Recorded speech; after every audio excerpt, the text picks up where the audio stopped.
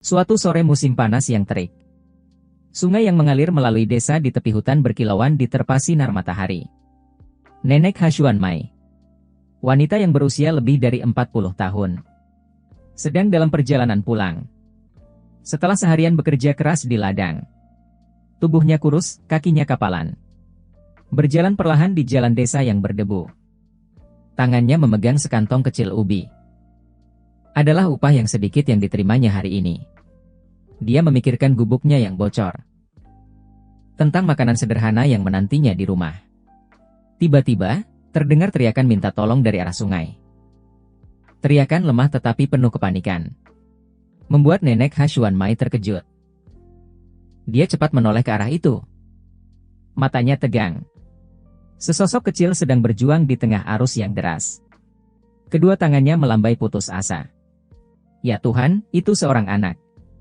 Dia panik dan tidak punya banyak waktu untuk berpikir. Dengan cepat menjatuhkan kantong ubinya ke tanah. Dia berlari cepat ke tepi sungai. Airnya tidak terlalu dalam, tetapi arusnya deras dan dingin.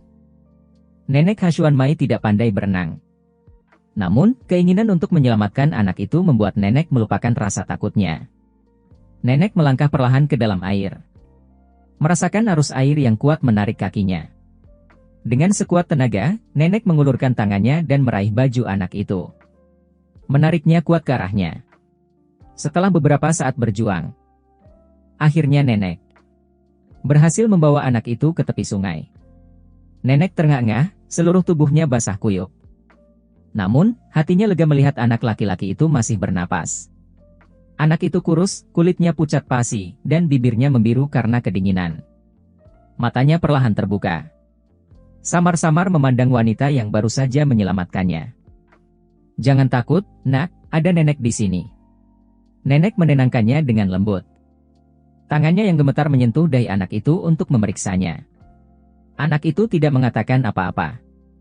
Hanya menatapnya dengan mata besar yang berkaca-kaca. Dia tidak menangis. Namun, rasa takut masih terlihat jelas di wajahnya. Nenek Xuan Mai memapah anak laki-laki itu kembali ke gubuk kecilnya. Sepanjang jalan, penduduk desa memperhatikan dan bergosip riuh. Nenek Hali mengundang masalah lagi. Lalu seorang nenek tua menggelengkan kepala dan menghela nafas. Sulit untuk menghidupi diri sendiri. Sekarang ada anak lagi yang tidak tahu dari mana asalnya. Orang lain berkata. Nenek Xuan Mai tidak peduli.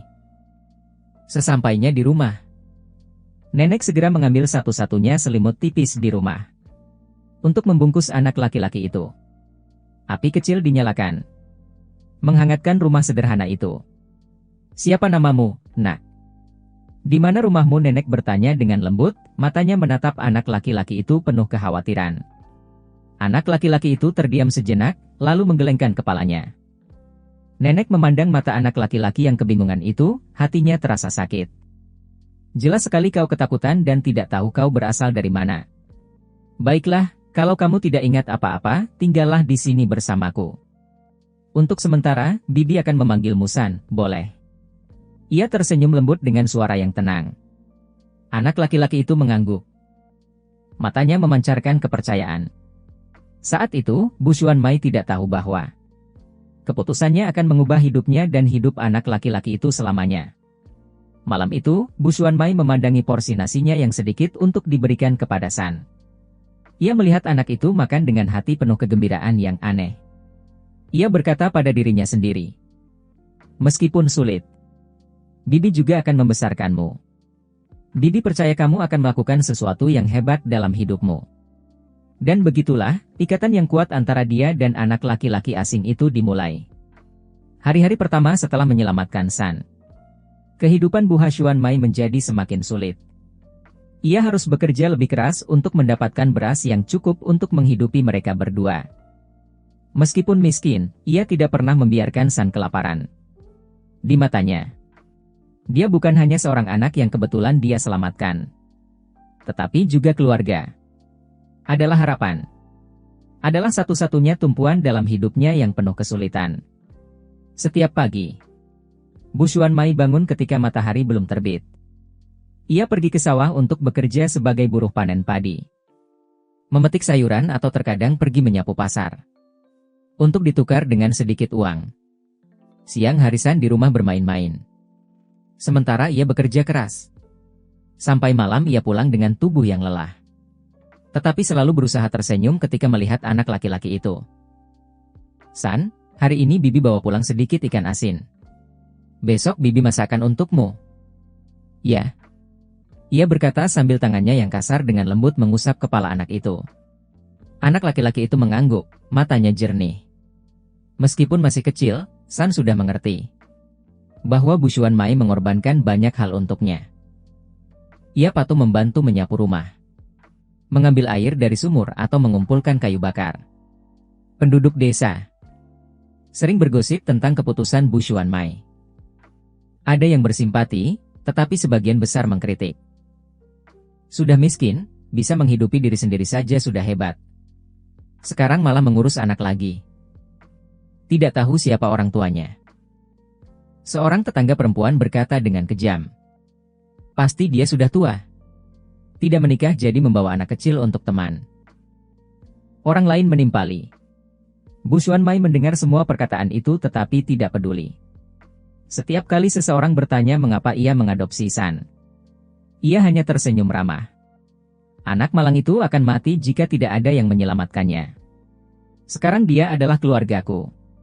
Gosip tidak menggoyahkan hatinya, tetapi terkadang hal itu membuat San sedih. Suatu hari ia bertanya, Bibi, mengapa orang-orang membenciku? Ia memeluk anak itu.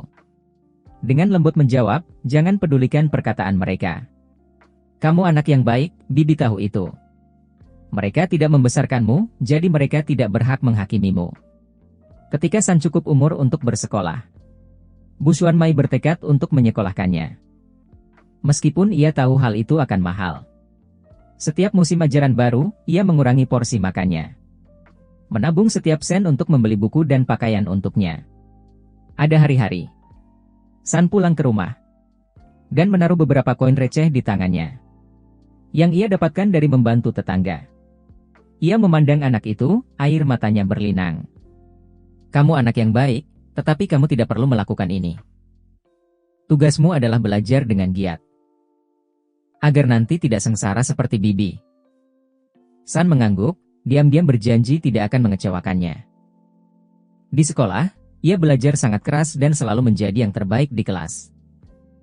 Meskipun sering diejek teman-temannya karena keadaannya yang miskin, ia tetap tidak menyerah. Suatu ketika, San ingin memiliki satu set pakaian baru agar tidak ditertawakan teman-temannya. Bu Xuan Mai bekerja ekstra selama seminggu, sampai pingsan di pasar, untuk menabung cukup uang untuk memberikannya set pakaian itu. Saat menerima pakaian itu, San terharu dan memeluknya sambil menangis. Bibi, aku berjanji nanti akan menghasilkan banyak uang, agar Bibi tidak perlu menderita lagi. Bu Xuan Mai tersenyum dan mengusap kepalanya, asalkan kamu hidup dengan baik. Bibi sudah puas. Selama bertahun-tahun, San semakin dewasa. Ia tidak hanya cerdas, tangkas, tetapi juga sangat pengertian. Ia selalu bermimpi untuk keluar dari kemiskinan dan membawa Bu Xuan Mai keluar dari gubuk reot mereka. Suatu hari nanti, Bibi tidak perlu bekerja keras lagi. Bibi akan memiliki rumah yang indah. Dan Bibi tidak akan pernah kedinginan di musim dingin. Dia berkata kepada nenek suatu malam. Baguslah kalau begitu, nenek tertawa. Namun, dalam hatinya, nenek tidak berani berharap terlalu banyak. Baginya, hanya melihat San tumbuh dewasa sudah membuatnya bahagia. Tahun-tahun yang sulit berlalu begitu saja, meninggalkan kerutan di bahu nenek Xuan Mai dan tekad yang kuat di mata San. Dua insan, satu tua satu muda, telah bersama-sama melawan kesulitan hidup untuk memelihara harapan akan hari esok yang lebih cerah. Saat San berusia 18 tahun, dia menerima beasiswa penuh ke sebuah universitas bergengsi di kota. Kabar gembira ini membuat satu desa gempar, tetapi lebih dari siapapun, nenek Xuan Mai adalah orang yang paling bahagia. Dia menatapnya, mata penuh kebanggaan. San, akhirnya kamu mencapai impianmu. Nenek tidak menginginkan apa-apa lagi, katanya dengan suara tercekat. Namun, kegembiraan bercampur dengan kekhawatiran. Kota dengan lampu-lampu yang terang benderang, berjarak ratusan kilometer dari desa miskin. Tempat itu merupakan peluang sekaligus tantangan. Nenek tahu ketika San pergi, dia akan memulai perjalanan baru, penuh kesulitan dan perpisahan. Pagi-pagi sekali saat San berangkat, seluruh desa datang untuk mengantarnya. Nenek Xuanmai membungkuskan beberapa barang sederhana dari desa untuknya. Beberapa ubi jalar, beberapa butir telur ayam dan sedikit uang tabungan meskipun sedikit. Itu semua yang bisa dia persiapkan untuknya. Sebelum naik ke bus, San memeluknya erat-erat. Nenek, jaga kesehatannya. Aku pasti akan kembali dan membawamu keluar dari sini. Dia berbicara dengan suara gemetar. Nenek mencoba tersenyum meskipun hatinya terasa sakit. Pergilah, jangan khawatirkan Bibi. Bibi akan senang jika kamu belajar dengan giat. Mobil itu perlahan mulai berjalan, meninggalkan debu yang menutupi jalan desa. Nenek berdiri diam di depan gerbang, menatap sampai sosoknya hilang. Saat tiba di kota, San merasa seperti memasuki dunia baru. Lampu-lampu terang benderang, kendaraan ramai lalu lalang. Semuanya sangat berbeda dengan pemandangan desa yang tenang. Namun, kilauan itu tidak dapat menutupi kerasnya kehidupan. Di sini, San belajar sambil bekerja untuk memenuhi biaya hidupnya. Dia melakukan berbagai macam pekerjaan, membagikan brosur, menjadi pelayan di restoran, bahkan membersihkan kamar asrama. Makan seadanya. Malam-malam begadang di meja belajar membuatnya tampak kuruh. Tetapi tekadnya tidak pernah goyah. Bibi telah mengorbankan seluruh hidupnya untukmu. Sesulit apapun itu, kamu harus berhasil. Dia berkata pada dirinya sendiri setiap kali merasa lelah. Di desa, Nenek Xuanmai masih rutin mengirim surat kepadanya. Dalam surat-suratnya, ia selalu berpesan agar dia menjaga kesehatannya dan menceritakan hal-hal kecil di desa, seperti ayam betina yang baru bertelur atau padi yang sedang menguning. Meskipun tidak dikatakan, Nenek tahu San sedang berjuang keras. Setiap bulan San mengirimkan sedikit uang untuknya, dari uang hasil kerja sampingannya yang sedikit. Tapi dia tidak berani menghabiskannya, melainkan menyimpannya di kota kecil. Uang ini untuk nanti jika kamu membutuhkannya, Bibi akan menyimpannya untukmu. Nenek bergumam, matanya penuh kasih sayang saat memandangi uang itu. Keringat dan air matamu. Tahun-tahun kuliah berlalu dengan begitu banyak kesulitan. Tapi San selalu menjadi yang terbaik di kelasnya. Berkat prestasinya yang luar biasa, dia diundang untuk magang di perusahaan teknologi terkemuka.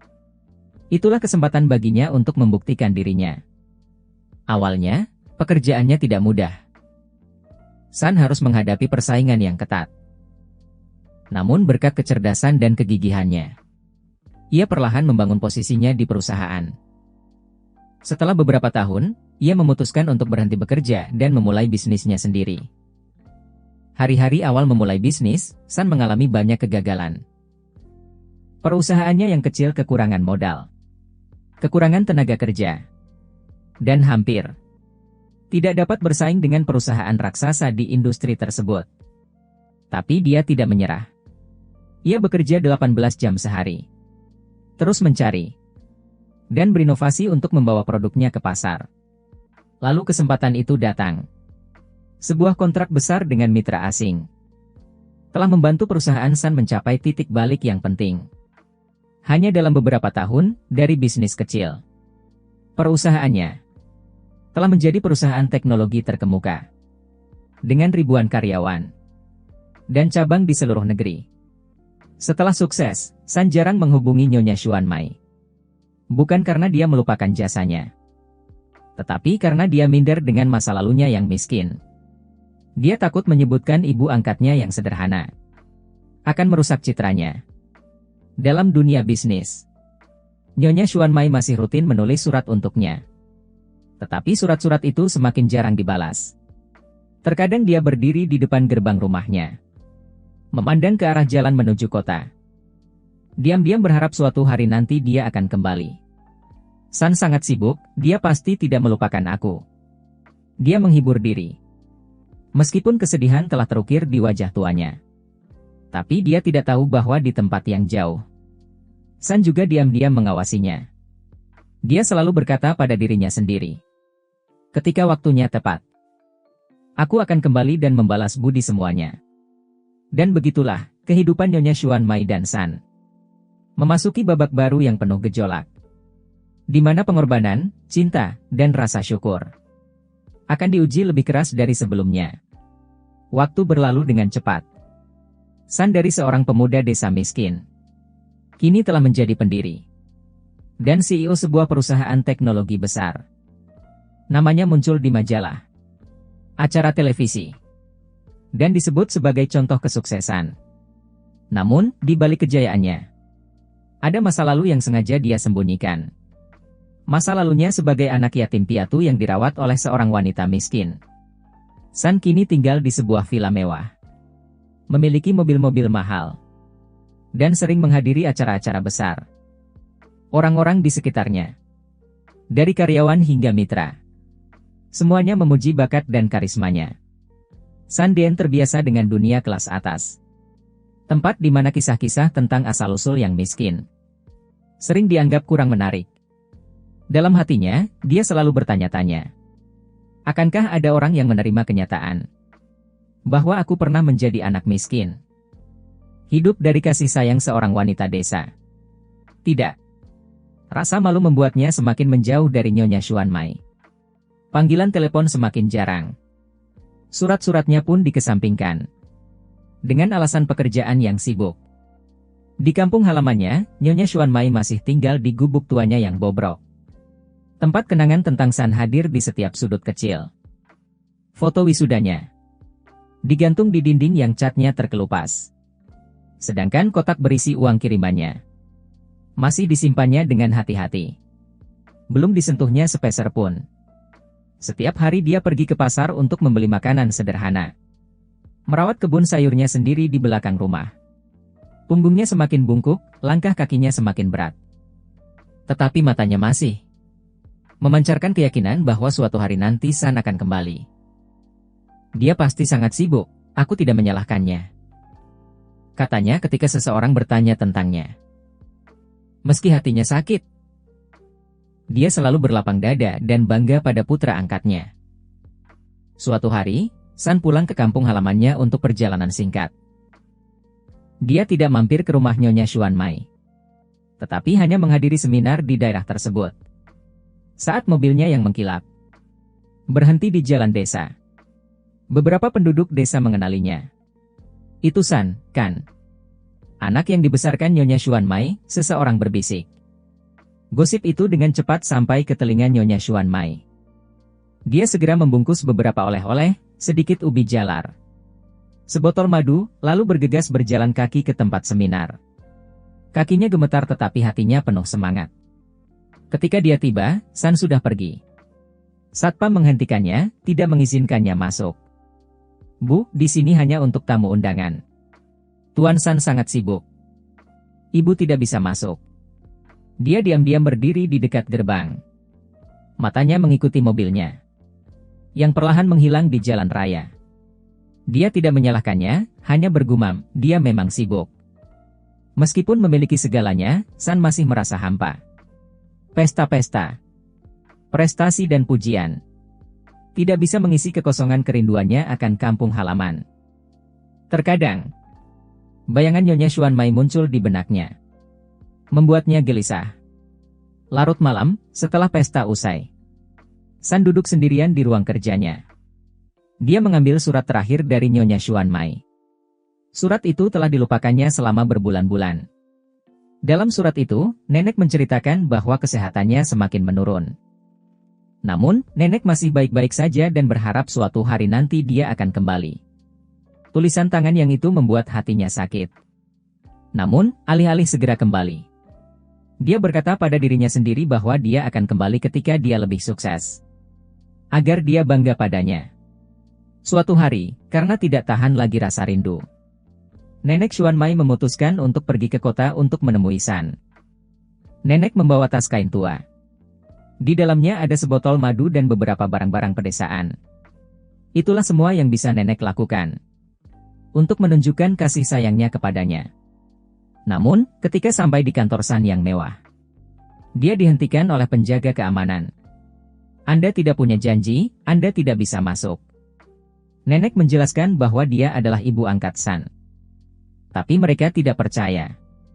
San sangat sibuk, jangan ganggu dia, kata seorang penjaga keamanan dengan nada dingin. Dia menunggu di luar sepanjang hari tetapi masih tidak bisa bertemu dengannya. Saat hari mulai gelap, dia terpaksa pulang dengan hati yang berat. Dia tidak menyalahkannya, hanya berpikir dalam hati bahwa dia pasti sangat sibuk. Kenangan tentang Nenek Xuan Mai mulai kembali ke pikiran San. Meskipun mencoba mengisi hidup dengan pekerjaan dan ketenaran, dia tidak bisa menghapus gambar ibu angkatnya yang sudah tua. Tangannya yang kasar dan tatapan matanya yang lembut. Tetapi rasa malu dan takut membuatnya ragu-ragu. Tidak berani menghadapi masa lalunya. Kehidupan dua orang. Seorang ibu angkat diam-diam menunggu. Dan seorang anak yang tenggelam dalam kesuksesan tetapi kesepian. Masih terus berjalan beriringan. Dipisahkan oleh jarak yang semakin besar. Hanya waktu yang bisa menjawab. Apakah jarak itu akan terisi atau tidak? Hari yang menentukan telah tiba. Di mana masa lalu dan masa kini berhadapan. Menarik semua kebenaran yang telah lama terkubur. Sebuah acara besar dari perusahaan San diadakan di kota. Upacara peringatan berdirinya perusahaan dan pengumuman proyek baru. San berdiri di posisi tengah. Di tengah lampu yang menyilaukan dan tepuk tangan yang meriah. Namun jauh di lubuk hatinya, dia merasa ada sesuatu yang hilang. Sementara upacara berlangsung di luar aula, Nenek Xuan Mai berdiri diam. Tangannya memegang tas kain tua. Dia sama sekali tidak tahu bahwa hari ini kehadirannya akan mengubah segalanya. Seorang satpam mengenalinya dari kunjungan sebelumnya. Dia mengerutkan kening. Nenek, saya sudah bilang, Nenek tidak bisa masuk tanpa undangan. Saya tidak butuh makan atau tempat tinggal, saya hanya ingin bertemu San. Dia memohon dengan suara gemetar. Perdebatan menarik perhatian beberapa peserta. Seorang wanita di antara kerumunan tertawa sinis. Seorang wanita tua desa seperti ini, berani-beraninya ingin bertemu bos. San benar-benar menggelikan. Bisik-bisik orang-orang membuat Xuan Mai malu. Tangannya yang gemetar mencengkeram tasnya erat-erat. Tapi dia tidak pergi. Ketika suara ribut di luar aula mencapai, Ketua San menyadari ada sesuatu yang tidak biasa. Dia melangkah keluar untuk melihat apa yang sedang terjadi. Dan di sanalah dia melihat Nyonya Xuan Mai, ibu angkatnya yang sudah tua, berdiri menggigil di tengah tatapan menghina. Keduanya tertegun. Nyonya Xuan Mai melihat putra angkatnya, yang kini telah menjadi pria sukses, dalam setelan jas mahal dan tatapan dingin. Sementara hati San terasa seperti diremas ketika melihatnya dalam pakaian lusuh, mata cekung dan tubuh kurung. Nenek-nenek ngapain di sini, tanyanya, suaranya tercekat.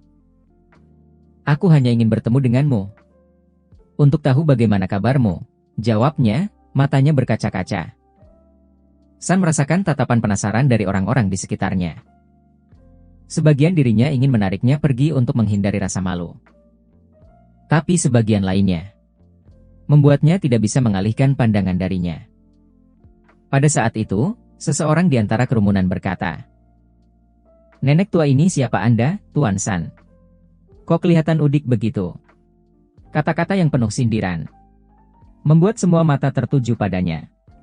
San menarik napas dalam-dalam, matanya memerah. Dia tahu ini saatnya dia tidak bisa lari lagi. "Dia ibuku," dia mengumumkan. Suaranya lantang, tetapi tidak bisa menyembunyikan rasa haru. "Adalah orang yang telah menyelamatkan hidupku ketika aku masih anak kecil yang hampir tenggelam. Adalah orang yang telah merawat dan membesarkanku dengan kasih sayang. Meskipun dia tidak punya apa-apa." Seluruh aula terdiam. Bisik-bisik sinis menghilang, digantikan oleh keheningan. Nyonya Xuan Mai berdiri terpaku. Air mata mengalir di pipinya. Kau tidak perlu mengatakan itu. Aku hanya melakukan apa yang akan dilakukan siapapun. San melangkah ke depan, berlutut di depannya, air matanya berlinang. Nenek, maafkan aku. Aku salah. Aku telah membiarkan nenek menderita selama bertahun-tahun. Hanya karena aku takut menghadapi masa laluku. Tapi, aku tidak bisa melupakan apa yang telah nenek lakukan untukku. Nyonya Xuanmai memeluknya, tangannya gemetar karena terharu. Kau tidak perlu minta maaf. Asal kau hidup bahagia, aku sudah cukup puas. Sosok pria kaya raya itu menundukkan kepala di hadapan ibu angkatnya yang sederhana, membuat semua orang yang hadir dalam acara tersebut terharu. Orang-orang yang pernah menertawakannya kini merasa malu atas tindakan mereka. Setelah acara, San membawa Nyonya Xuanmai ke vilanya. Dia bertekad untuk menebus kesalahannya, memberikan semua yang terbaik untuk merawatnya. Tapi dia menolak semua kemewahan itu. Aku hanya butuh kau mengingatku, itu sudah cukup. Jangan biarkan aku di sini sendirian, aku sudah terbiasa hidup sederhana. San mengangguk dalam hati. Berjanji akan meluangkan waktu bersamanya untuk menebus tahun-tahun yang terlupakan. Dia juga tidak ragu menceritakan masa lalunya kepada semua orang.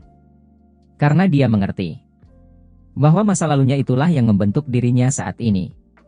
Kebenaran tentang hubungan antara San dan Nyonya Xuanmai dengan cepat menyebar, menjadi kisah inspiratif tentang rasa syukur dan kasih sayang seorang ibu.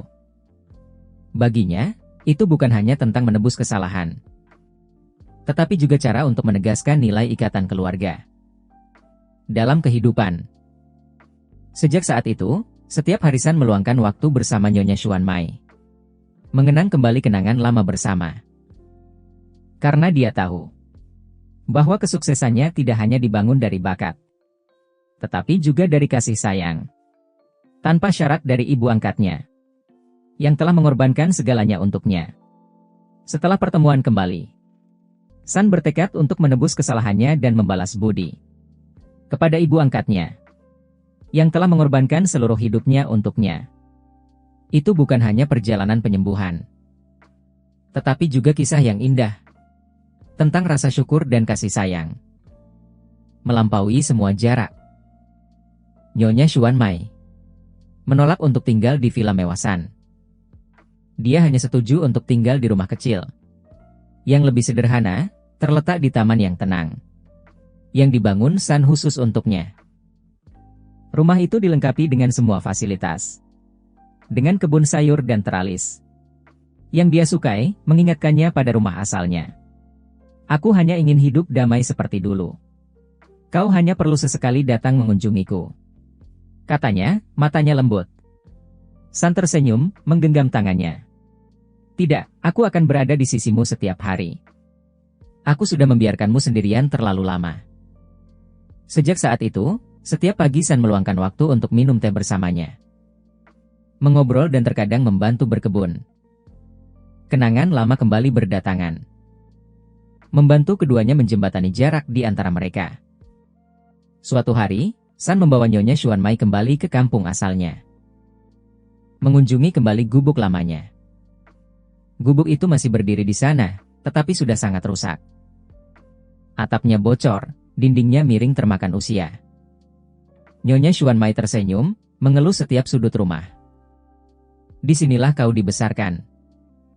Begitu banyak kenangan di sini. Meskipun miskin, aku tidak menyesal sedikit pun. San berdiri terdiam. Hatinya sesak ketika dia mengingat hari-hari ketika dia bekerja keras, membanting tulang untuk membesarkannya. Dia menundukkan kepalanya, suaranya tercekat. Maafkan aku karena telah melupakan hari-hari ini. Tapi mulai sekarang, aku tidak akan pernah membiarkan ibu menderita lagi.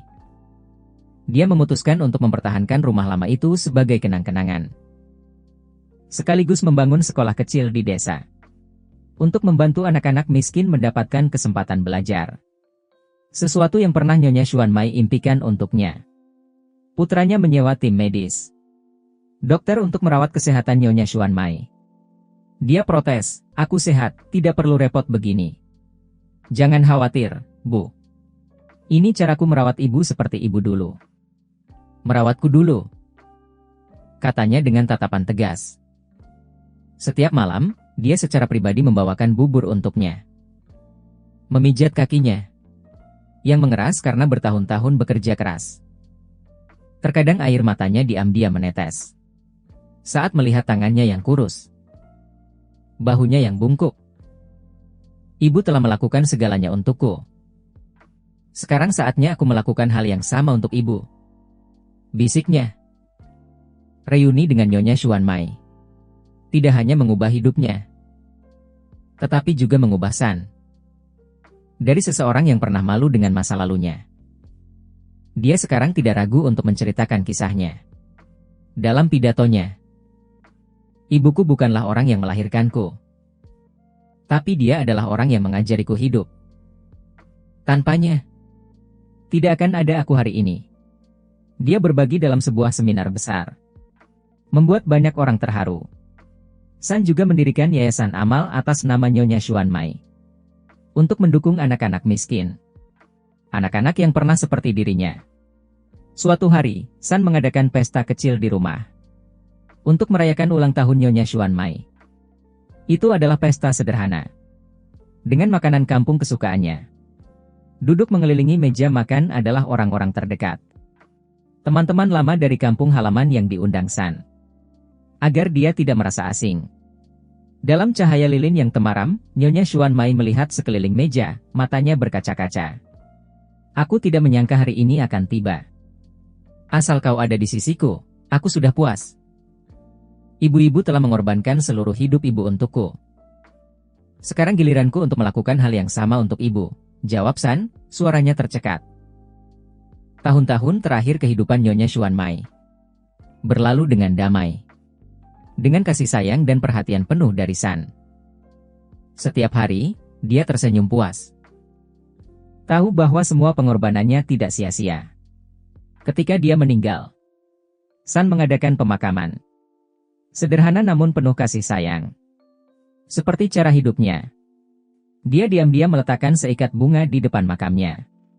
Berbisik, aku telah memenuhi janjiku, Bu. Istirahatlah dengan tenang, Bu. Kisah Nyonya Xuan Mai dan San bukan hanya kisah tentang kasih sayang seorang ibu, tetapi juga pelajaran mendalam tentang rasa syukur, pengorbanan, dan arti kasih sayang.